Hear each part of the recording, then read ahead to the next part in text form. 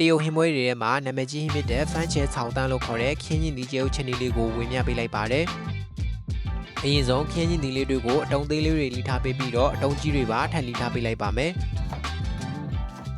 ပြီးရင်တော့ကြက်သွန်ဖြူလေးတွေကိုပါတောက်တောက်လီထားပေးလိုက်ပါနောက်ထပ်ကျဲဥငါးလုံးကိုပါနှံ့သွားအောင်မွေထားပေးလိုက်ပါမယ်ပြီးရင်တော့အိုးထဲမှာစီပူအောင်ထည့်ပေးပြီးနည်းနည်းချင်းစီထည့်ပေးပြီးတော့ဒီလိုမျိုးလေးမွေထားပေးလိုက်ပါမယ်ရသွားရင်တော့ဆယ်ပေးပြီးတော့စီတေချာလေးပြောင်းသွားအောင်လို့ဇုံလေးနဲ့ဖိထားပေးလိုက်ပါ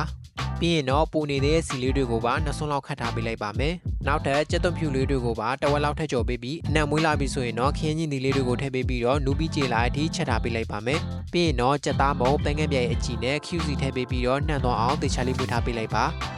နောက်ထပ်ခင်းကြီးဒီအတုံးရွေနဲ့ကျဲဥကြော်ထည့်ပေးပြီးကော်ရည်လေးတစ်ပကံလောက်ကိုလည်းဖြော်ပြီးတော့ထည့်ထားပေးလိုက်ပါမယ်